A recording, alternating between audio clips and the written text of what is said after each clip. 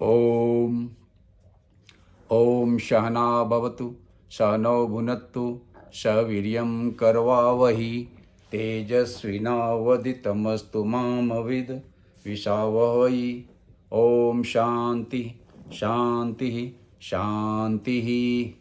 आज हम श्रीमद् भगवद गीता अध्याय 13 और श्लोक नंबर 20 से शुरू करेंगे, और जहाँ पे भगवान जी अब पुरुष और प्रकृति के बारे में बात कर रहे हैं। 20 से 24 नंबर श्लोक तक भगवान जी पुरुष और प्रकृति के बारे में बात करेंगे। अभी तक हमने ज्ञान ज्ञेय के बारे में बात कर लिया, ज्ञानी के गुण के बारे में बात कर लिया, क्षेत्र और क्षेत्रज्ञ के बारे में बात कर लिया। अभी बात करेंगे पुरुष और प्रकृति के बारे में। तो 20 नंबर का श्लोक में भगवान जी बोलते हैं, प्रकृतिम पुरुषम च एव विद्धि येन आदि उभावपि विकारस्य गुणाश्च एव विद्धि प्रकृतिम संभवान। हे अर्जुन, प्रकृति और पुरुष दोनों को ही अनादि जानो, अनादि, और विकार तथा गुण भी प्रकृति से ही उत्पन्न होता है, ऐसा तुम जान। अभी भगवान जी पिछले श्लोक में ये बता चुके कि मनुष्य जड़ तथा चेतन का सम्मिश्रण है। आत्मा चेतन है, ये शरीर मन बुद्धि जो है वो जड़ है। जड़ नाशवान है, नश्वर है, अनित्य है। आत्मा अजर अमर अविनाशी है। ये सारी बातें भगवान जी ने बताया। अभी यहाँ पे भगवान जी इसी बात को एक पुरुष और प्रकृति के माध्यम से 6 प्रश्न अर्जुन ने पूछे थे, जिसमें कि पुरुष और प्रकृति का भेद, ज्ञान और ज्ञेय का भेद, क्षेत्र और क्षेत्रज्ञ का भेद। तो क्षेत्र और क्षेत्रज्ञ भगवान जी ने बता दिए, ज्ञान और ज्ञेय भगवान जी ने बता दिए। अभी यहाँ पे पुरुष और प्रकृति के भेद के बारे में भगवान जी बता रहे हैं। पुरुष और प्रकृति क्या है, तो ये चूँकि विषय गहरा से गहरा होते जा रहा है, तो अभी हम इसको समझने की कोशिश करें कि क्या बोल रहे हैं कि ये संसार जो है ये भी अनादि है। प्रकृति जो है संसार, पुरुष जो है वो परमात्मा आत्मा, तो ये दोनों अनादि है, और विकार और गुण भी प्रकृति से ही उत्पन्न होते हैं, ऐसा तुम जानो। तभी इसमें देखें 3 चीज इस संसार का और हमारे जीवन का मुख्य बिंदु है। टाइम यानी समय, स्पेस यानी जगह, एंड कॉज यानी कि कारण। समय, एक समय का लिमिटेशन है हमारे और आपके ज़िंदगी का। हम एक समय जन्म लेते हैं और एक समय मर जाते हैं। हम और आप इस स्पेस में एक कॉस्ट्यूम, एक रूप को धारण करते हैं, एक स्थान को धारण करते हैं, जिसे स्पेस कहते हैं। और जब हमारी मृत्यु हो जाती है तो ये शरीर मिट्टी में मिल जाता है और वो स्पेस भी खत्म हो जाता है। एंड काउज यानी कि कारण। तो जब हम जन्म लेते हैं तो हम ऐसे जन्म नहीं लेते हैं।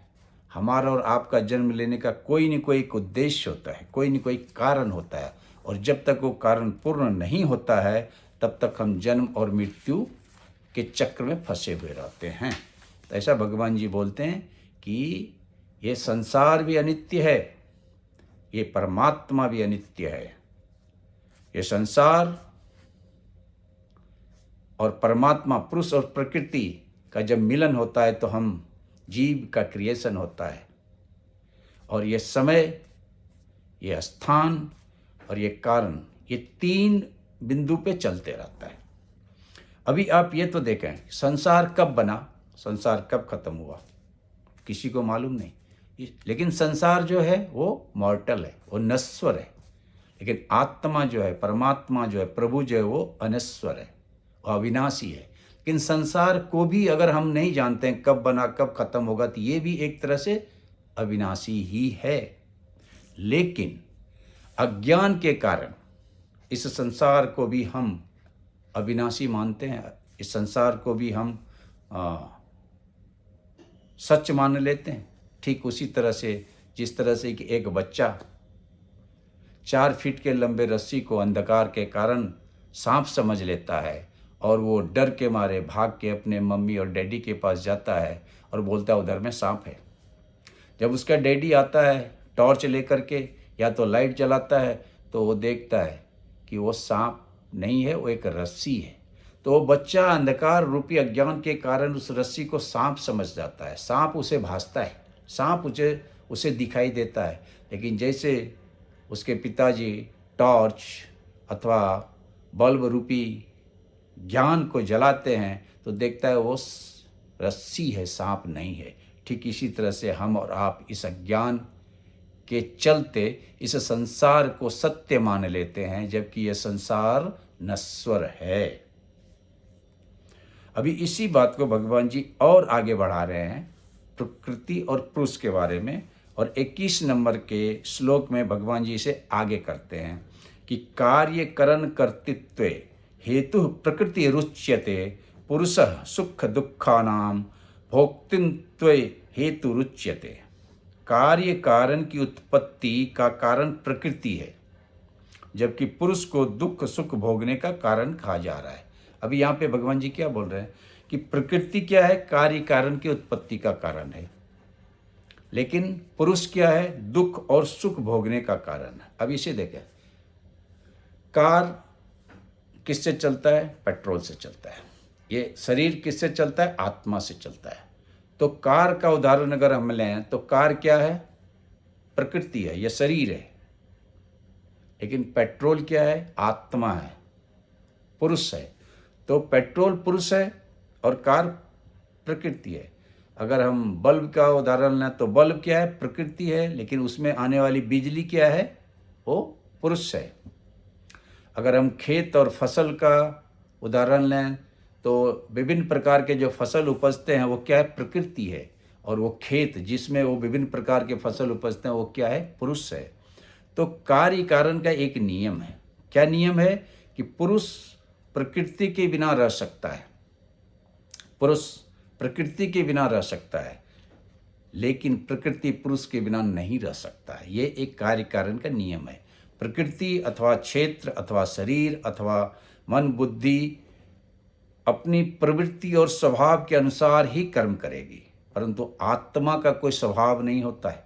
आत्मा का कोई वासना से कोई लिंक नहीं होता है। वो निर्विकल्प होता है, वो निराकार होता है, वो निप्रवृत्ति होता है। उसका कर्म से, स्वभाव से कुछ लेना देना नहीं होता है। इसलिए बोलता है कि जो पुरुष है, जो आत्मा है, वो दुख और सुख भोगने का कारण है, लेकिन कार्य कारण की उत्पत्ति प्रकृति है। खेत को कुछ लेना देना नहीं है कौन फसल आप उपजा रहे हो उस खेत में, लेकिन खेत के बिना कोई भी फसल नहीं उपज सकता है। पेट्रोल को कुछ लेना देना नहीं है कौन गाड़ी आप चला रहे हो, मर्सिडीज चला रहे हो, मारुति चला रहे हो, टू व्हीलर चला रहे हो, फोर व्हीलर चला रहे हो, लेकिन पेट्रोल के बिना वो गाड़ी नहीं चल सकती है। तो ये संसार जो है वो कार्य और कारण का परिणाम है, लेकिन उस कार्य और कारण की शक्ति का जो कारण है वो आत्मा है। कोई भी कार्य और कारण या कोई भी संसार की कोई भी घटना बिना परमात्मा के, बिना प्रभु के शक्ति के बिना इम्पॉसिबल है। लेकिन परमात्मा को कुछ लेना देना नहीं कि आपका संसार कैसा, आपका संसार आपका स्वभाव बनाता है, आपकी वासनाएं बनाती है, आपका इच्छा बनाता है। तो अभी आप ऐसे देखें तो ये आँख सब चीज़ को देख लेती है, बट आँख को कौन देख रहा है, आँख को देखने की शक्ति कौन दिया। ये हाथ हिल रहा है, हाथ से हम सब कुछ लिख पा रहे हैं, बट इस हाथ को कौन शक्ति दिया है, और जो शक्ति दिया वो अदृश्य है, वो परम पिता है, वो पुरुष है। इसको दूसरे तरह से और समझें कि आत्मा और शरीर, आत्मा और संसार, प्रकृति और पुरुष। तो पुरुष एक स्टेज है, एक रंगमंच है, और प्रकृति अथवा संसार जो है उस स्टेज पे हो रहे अलग अलग जो रंगमंच पे अलग अलग नाटक होते हैं वो नाटक है। लेकिन आत्मा जो है वो स्टेज है। आत्मा मीन्स पुरुष और ये संसार मीन्स प्रकृति। तो स्टेज पर नाटक होते रहते हैं, कई तरह के नाटक होते हैं, बट उस स्टेज को कुछ लेना देना नहीं कि नाटक किस तरह का हो रहा है। स्टेज उस सारे नाटक से निर्लेप है। अभी टीवी स्क्रीन पे या तो सिनेमा के पर्दे पर भिन्न भिन्न प्रकार के सिनेमा होते रहते हैं। तो सिनेमा जो हो रहा है, चलचित्र जो चल रहा है, वो प्रकृति है, वो संसार है आपका। लेकिन जो स्क्रीन है जो पर्दे का स्क्रीन है अथवा तो टीवी का स्क्रीन है, वो क्या है? वो प्रभु है, वो आत्मा है, वो पुरुष है, वो निर्लेप है। जो भी रंगमंच, जो भी सिनेमा चल रहा है, ठीक इसी तरह से हमारे जीवन और आपके जीवन में अनेक तरह के रंगमंच, अनेक तरह के सिनेमा, अनेक तरह के नाटक चल रहे हैं। कभी अच्छा सिनेमा होता है, कभी खराब सिनेमा होता है, कभी दुखी होते हैं, कभी सुखी होते हैं। लेकिन इस सिनेमा को चलाने वाला, इस नाटक को चलाने वाला जो परमपिता परमात्मा है, जो पुरुष है हमारे अंदर, जिसे हम आत्मा कहें, जिसे हम परमात्मा कहें, जिसे हम प्रभु कहें, वो इस आपके जीवन में क्या घटित हो रहा है, इससे किसी को उनको कुछ लेना देना नहीं। इसलिए यहाँ पे भी बोला कि कार्य कारण की उत्पत्ति का कारण प्रकृति है। और वहाँ भगवान जी ने 5 नंबर के अध्याय में 14 नंबर के श्लोक में बोला, ना कर्तृत्वम न कर्माणि लोकस्य सृजति प्रभु न च एव कर्म फलम च एव स्वभावतु प्रवर्तते। भगवान को ना आपके कर्म से कुछ लेना देना, ना भगवान को आपके कर्म फल से कुछ लेना देना। ये तो आपका स्वभाव है जो कि आपका संसार बनाता है। भगवान को आपके संसार से कुछ लेना देना नहीं। और वही बात यहाँ भगवान बोल रहे हैं कि जब प्रकृति और पुरुष मिलता है तो संसार बनता है। प्रकृति उस संसार को असली कैसे मानने लगता है? क्योंकि वो वासना, वो इच्छा, वो तृष्णा के अधिभूत हो जाता है। रजोगुण, तमोगुण, सतोगुण, ये तीनों गुणों से प्रकृति धूमिल होने लगती है, अफेक्टेड होने लगती है। जबकि आत्मा जो है वो गुणातीत है। लेकिन जब प्रकृति निर्मूल हो जाए, जब प्रकृति इच्छा रहित हो जाए, जब प्रकृति विथ लेस डिजायर हो जाए, तो वो आत्मा के समीप चली जाती है। यानी कि जब हम और आप इच्छा रहित हो जाएं तो भगवान के पास चले जाते हैं। तो यहाँ पे एक इक्वेशन दिया जाता है कि man minus ego is equal to God, God plus ego is equal to man, जो कि हम अगले श्लोक में देखेंगे। और 22 नंबर का श्लोक पे भगवान जी चर्चा कर रहे हैं इसी बात को। पुरुषः प्रकृति अस्थो ही भुंजते प्रकृति ज्ञान गुणान कारणम गुण संगोष्य सदस्य निज जन्मसु। प्रकृति में स्थित हुआ पुरुष ही प्रकृति से उत्पन्न हुए गुण को भोगता है। गुणों का संग उसे अच्छी बुरी योनियों में जन्म देने का कारण बनता है। अब योनि मतलब एक तरह से तो होता है कुल, लेकिन दूसरा तरह से होता है उसका माहौल, उसका संसार। यानी कि जैसा जिसका सोच, जैसी जिसकी वासना, वैसा उसका माहौल। हमारी कामना ही हमारे जीवन का कारण है। मैंने पहले भी बोला कि ये संसार हम बनाते हैं, हमारी कामना बनाती है, हमारी इच्छा बनाती है। और जैसे जैसे आपकी इच्छा कम होती जाएगी, आप संसार से मुक्त होकर के परमात्मा के समीप चलते जाओगे, आप नर से नारायण की तरफ चलते जाओगे। और जैसी जैसी आपकी इच्छाएं बढ़ती जाएगी, आप नारायण से नर की तरफ चलते जाओगे। तो मैन यानी आप, माइनस डिजायर यानी इच्छा is equal to God, God मतलब नारायण। नर minus desire is equal to Narayan. तो भगवान जी यही बोल रहे हैं कि मनुष्य को संसार जगत से जगदीश की यात्रा में, नर से नारायण की यात्रा में, प्रकृति से पुरुष की यात्रा में क्या करना है? अपनी इच्छाओं को कम करना है। अपने आध्यात्मिक रास्ते पे क्या क्या रोड़े आते हैं उसे हमें हटाते जाना है। और वो रोड़ा हमारा राग, द्वेष, अहंकार, काम, क्रोध, लोभ, मोह, ये सारी जो वासना है ना, यही है। और भगवान जी जो बहुत ही इम्पोर्टेंट श्लोक है 23 नंबर का, उसमें भगवान जी अभी इसको और क्लियर कर रहे हैं कि उपद्रष्टा अनुमंता च भर्ता भोक्ता महेश्वरः परमात्मा इति च अपि युक्तः देहि यस्मिन् पुरुषः परः। हे अर्जुन, पुरुष जो है, पुरुष यानी परमात्मा, आत्मा इस देह में भी परम है। देह में रहते हुए वो आत्मा जो परम है, देहि यस्मिन् पुरुषः परः। यो आत्मा क्या है? उपद्रष्टा अनुमंता च, उपद्रष्टा भी है, अनुमंता भी है। भर्ता भोक्ता महेश्वर, भर्ता भी है, भोक्ता भी है, महेश्वर भी है। परमात्मा अपि च उप्यते, और परमात्मा भी है, ऐसा कहा जाता है।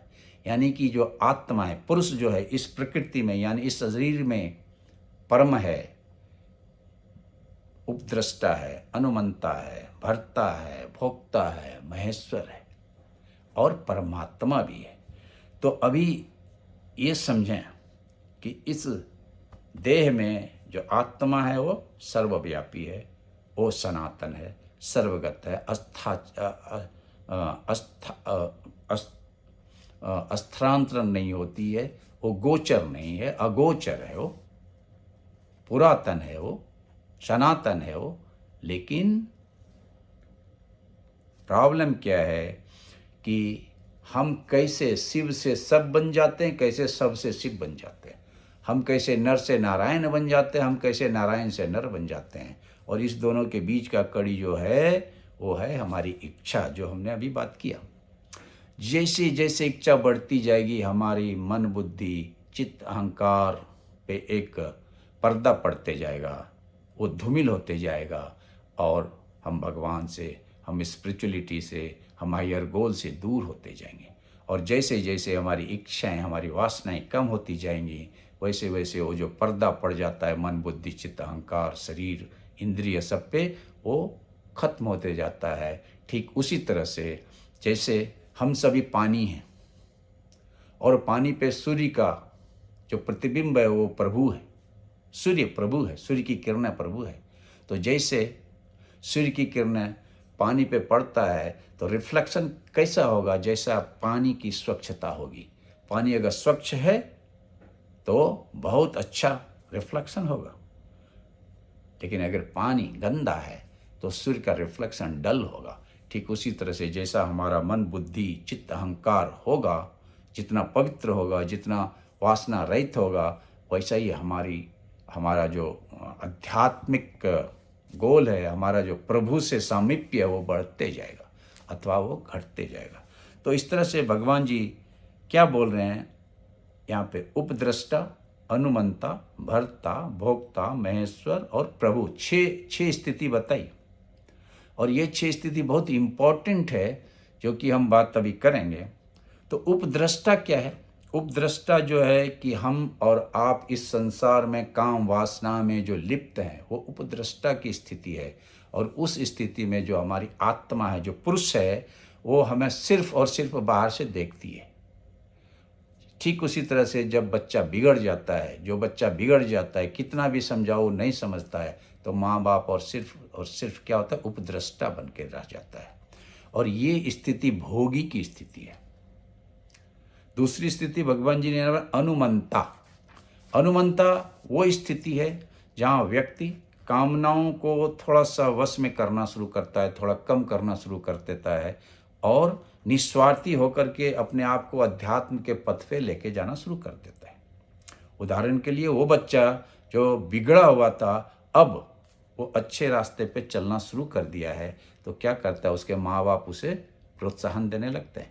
ठीक उसी तरह से जब हम प्रकृति मन बुद्धि से हम जब अध्यात्म रास्ते पे चलने लगते हैं, तो जो आत्मा है वो उपद्रष्टा से अनुमंता की स्थिति में आ जाती है, यानी कि आत्मा हमको और आपको मदद करने लगती है चलने में। भर्ता, और इस स्थिति को, अनुमंता की स्थिति को योगी की स्थिति कहते हैं। भर्ता, जब हम अपनी कामनाएं को कम कर लिया, अध्यात्म के रास्ते पे और आगे बढ़ने लगे, तब आत्मा जो है इस शरीर को भर्ता के रूप में सहायता करने लगता है। ठीक उसी तरह से जब बच्चा अच्छा पढ़ने लिखने की स्थिति में आ जाता है, जो कि बिगड़ा हुआ था, फिर वो अच्छे रास्ते पे चलने लगा और वो पढ़ने लगा, अच्छा कोशिश करने लगा पढ़ने का, खूब मेहनत करने लगा, तो उसका माता पिता क्या है, उसके हर चीज़ की पूर्ति करने लगा। भर्ता मतलब जो भी आपका डिमांड है उसका सप्लाई करना। तो जब आप उस रास्ते पे चलने लगते हो, अध्यात्म के रास्ते पे, तो आत्मा आपकी हर इच्छा, परमात्मा आपकी हर इच्छा, हर वांट, हर ज़रूरत को पूरा करने लग जाता है। और इस स्थिति को हम बोलते हैं भोगी और योगी के ऊपर की स्थिति जिसे हम उपरति कहते हैं। और भोक्ता, उसके बाद भोक्ता आया, चौथा स्थिति। पहला उपद्रष्टा, दूसरा अनुमंता, तीसरा भर्ता और चौथा वो भोक्ता। भोक्ता मतलब हो गया जब पानी बिल्कुल साफ हो गया तो सूर्य का जो रिफ्लेक्शन है ना वो प्रखर होने लगता है। ठीक उसी तरह से जैसे हमारे और आप में जो वासनाएं खत्म होने लगती है, अच्छे विचार शुरू हो जाते हैं, तो मनुष्य क्या हो जाता है, अधिक सुखी हो जाता है। हर चीज़ को वो भोगने लगता है, चाहे वो सांसारिक सुख हो चाहे वो आध्यात्मिक सुख हो। ठीक उसी तरह से जब वो बच्चा परीक्षा पास कर लेता है, जब वो बच्चा कोई अच्छा नौकरी प्राप्त कर लेता है, तो आत्मा क्या होता है, भोक्ता के रूप में काम करने लगता है। सांसारिक आध्यात्मिक जो भी आपका फल है उसे भोगना शुरू कर देता है। तो इस स्थिति को क्या बोलते हैं, धारणा। भोगी, योगी, उपरति और चौथा स्थिति जो हो गया धारणा। और पांचवा स्थिति है महेश्वर। महेश्वर वो स्थिति है जब आप योग में चले जाते हो, जब आपके पास इतनी शक्ति आ जाती है कि जो भी आप सोचते हो वो हो जाता है। मूकम करोति वाचालम पंगुलंग यते गिरिम। भगवान जी का अगर आपके ऊपर कृपा हो जाए ना, तो आप अंधे हो तो भी आपको दिखाई नहीं लगता है, आप नंगड़े हो तो भी आप पहाड़ पर चल जाते हो। प्रवस्य नगर की जय सब काजा, हृदय राखी कौशलपुर राजा, गरल सुधा रिपु करहि मिताए, गोपद सिंधु अनल सितलाई। ये प्रभु की कृपा है। सुंदरकांड। तो यहां भी बोल रहे हैं कि जब कृपा हो ना तो गूंगे भी बोलने लगते हैं, नंगड़े भी पहाड़ पे चढ़ जाते हैं। और वहां भी बोलता है कि गोपद सिंधु अनल शीतलाई, जो आग है ना वो भी शीतल हो जाता है, समुद्र भी गाय के खूर के समान हो जाता है। तो इस स्थिति को बोलते हैं परमेश्वर की स्थिति। और परमेश्वर की स्थिति में आप जो भी सोचोगे वो सिद्ध हो जाएगा। इसलिए परमेश्वर की स्थिति वो स्थिति है जब आपको और हमको बहुत ही सतर्क रहने की अवस्था, रहने की ज़रूरत होती है, क्योंकि आपने जो सोचा that will convert into the result. और इस स्थिति को ध्यान की स्थिति कहते हैं। और अंतिम स्थिति परमात्मा की स्थिति। परमात्मा की स्थिति मतलब पूर्ण से युक्त परमात्मा की स्थिति, यानी कि डिजायर ऑलमोस्ट गॉन। फिर वो ना तो भक्त रहता है ना तो भगवान रहता है, अद्वैत हो जाता है, द्वैत नहीं रहता है उसमें, दोनों एक हो जाते हैं। और ये जो मिलता है इसे समाधि की स्थिति कहते हैं। समाधि की स्थिति मतलब नदी समुद्र से मिल गया तो वो नदी और समुद्र समाधि हो गया। रसगुल्ला चाशनी में मिल गया तो वो समाधि हो गया। जैसे कोई श्रद्धा पूर्वक जब उसको किसी चीज़ को चाहता है तो फिर दोनों एक हो जाता है, और वही समाधि की स्थिति है। और समाधि की स्थिति के बाद 24 नंबर का श्लोक, यह एवं वेत्ति पुरुषम प्रकृतिम च गुणैश्च सर्वथा वर्तमानो अपि नासा भूयो अभिजायते। इस प्रकार से पुरुष को और गुणों के सहित प्रकृति को जो जानता है वह सब प्रकार से जीता हुआ भी फिर भी नहीं जन्मता है। यानी कि यह जो स्थिति है ये महासमाधि की स्थिति है, जहाँ की जन्म और मरण से मुक्ति हो जाती है। तो ये जो 20 से 24 नंबर तक का श्लोक है पुरुष और प्रकृति का भेद, जहाँ पे कि भगवान जी ने हमारे और आपके 7 गुणों को बताया। उपद्रष्टा यानी कि भोगी, अनुमंता यानी कि योगी, भर्ता यानी कि उपरति, भोक्ता यानी कि धारणा, महेश्वर यानी कि ध्यान, परमात्मा यानी कि समाधि, और उसका अंतिम श्लोक जो 24वां, जो कि ना जन्म लेता है ना मरण लेता है, वो महासमाधि की स्थिति हो जाती है। तो इस तरह से हमने आज पुरुष और प्रकृति के बारे में बात किया, और आगे हम फिर 25 नंबर से अगले सत्र में शुरू करेंगे। तब तक के लिए ओम ओम पूर्णमद पूर्णमिदं पूर्णात् पूर्णमुदच्यते पूर्णस्य पूर्णमादाय पूर्णमेवावशिष्यते। ओम शांति शांति शांति।